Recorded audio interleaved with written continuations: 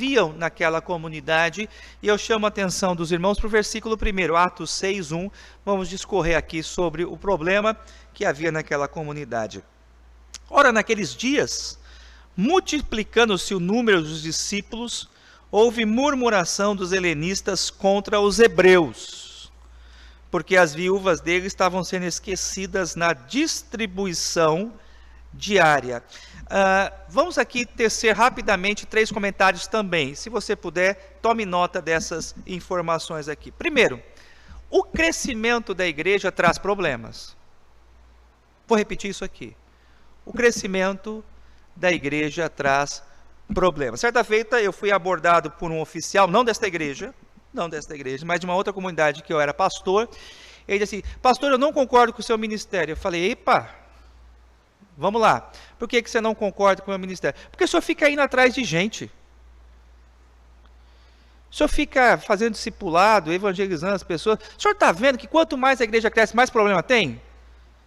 O senhor não está dando conta nem de cuidar dos que tem, o senhor está indo atrás de pessoas para trazer problema para dentro da igreja? Então, vejam, meus amados irmãos, nosso ministério, nosso chamado é evangelizar, é discipular, é acolher aqueles que Deus tem trazido para a nossa comunidade com todo amor e com todo carinho. E nós não podemos ter uma mentalidade fechada quanto a isso. Deve ser sempre motivo de gratidão a Deus vermos o crescimento da igreja. E nós precisamos entender que naturalmente quando a igreja cresce, problemas eles vão surgir. E quem são os homens responsáveis para solucionar os problemas da igreja? Os oficiais. Então, presbíteros e diáconos, eles têm a responsabilidade e a incumbência não de criar problemas dentro da igreja, mas presbíteros e diáconos devem ser responsáveis por solucionar os problemas que surgem dentro da igreja. E os problemas que são oriundos do crescimento na vida da igreja são problemas benditos. Amém por isso. Louvo a Deus. Porque isso é um sinal de que Deus tem abençoado o seu povo, Deus tem abençoado a igreja, e o crescimento da igreja é um sinal de vitalidade e de saúde. Ontem nós estávamos conversando, né? Ontem a igreja nossa, ela virou uma comunidade, depois até um post legal, isso aqui, Renata, multilocal. A igreja onde ela estava em Ministro Andreasa, com os diáconos.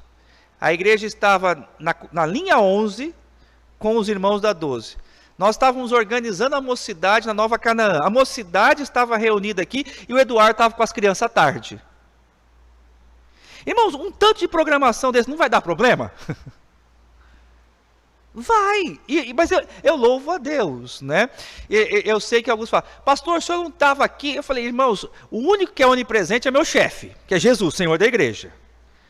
Ele teve em todas as programações, mas não está dando para a gente acompanhar. E graças a Deus por isso que temos presbíteros, por isso que temos diáconos, para que possa atender e acompanhar a demanda de nossa igreja. Mas é natural que o crescimento ele vai trazer problemas, e é o que a gente viu aqui. Veja que no início do versículo diz o seguinte: ora, naqueles dias multiplicando-se o número dos discípulos, e aí surge o primeiro problema: houve murmuração dos helenistas. Então, o que nós precisamos entender é que não existe igreja perfeita. Toda igreja, ela enfrenta problemas, e nós estamos aqui pensando e analisando e estudando a igreja que ela estava ainda respirando a atmosfera do Pentecostes. No capítulo anterior, Atos capítulo 2, o Espírito Santo havia sido derramado sobre aquela comunidade, o Espírito Santo havia sido derramado sobre aquela igreja, e no capítulo 3 já tinha problema. Né? Então, eles estavam ainda no frescor da manifestação do Espírito Santo, e no capítulo 3 já havia murmuração, já havia problema. Então, nós precisamos entender que toda a igreja, naturalmente, que cresce, ela vai ter problemas. Segunda observação aqui, apenas para definição de termos: quem eram os helenistas? Quem eram os helenistas? Então, os helenistas eram judeus que foram aculturados dentro do ambiente da cultura grega.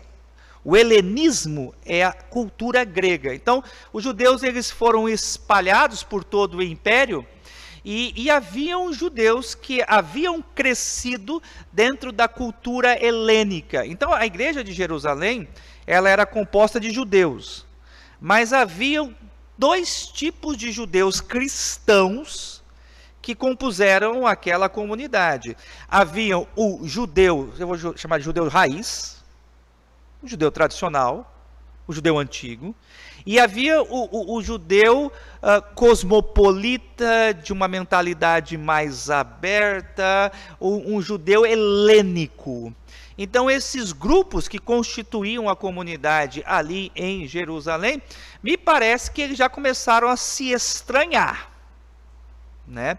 E esse grupo, composto de judeus helênicos, eles começaram a reclamar com o colegiado de apóstolos que as viúvas deles estavam sendo o quê? Esquecidas. Elas não estavam sendo devidamente cuidadas. E vejam só que interessante, os apóstolos eles não ignoraram o problema. Eles não fizeram ouvidos mocos para aquela situação, mas antes eles fizeram o quê? Se reuniram, estabeleceram uma estratégia, apresentaram a estratégia à Assembleia e propuseram então uma eleição para que homens ficassem responsáveis justamente pelo cuidado com este grupo dentro da igreja, que eram as viúvas. Essas mulheres não poderiam ficar desassistidas.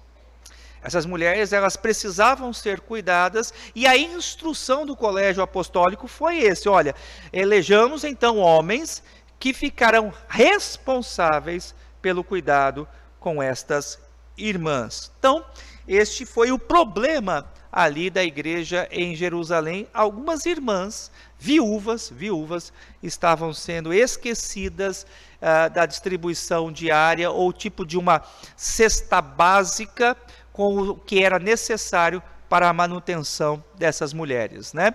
E é importante nós observarmos que na história do povo de Deus, sempre houve um cuidado muito especial, da parte de Deus e da liderança com os necessitados. Então, na história da redenção, tanto na antiga aliança quanto na nova aliança, sempre houve, e se você puder anote isso, sempre houve da parte de Deus um cuidado muito especial com os necessitados. Se há um lugar, queridos, em que não pode haver necessitados, e haver necessitados é vergonha, é dentro da igreja. Ok? Nós não estamos falando do supérfluo, nós estamos falando do que é necessidade. Não pode haver dentro da igreja pessoas desassistidas daquilo que é necessário. E sempre houve, em todos os tempos, sempre houve homens, chama atenção, caixa alta, negrito e brilho aqui na minha fala, homens que eram responsáveis por esse cuidado,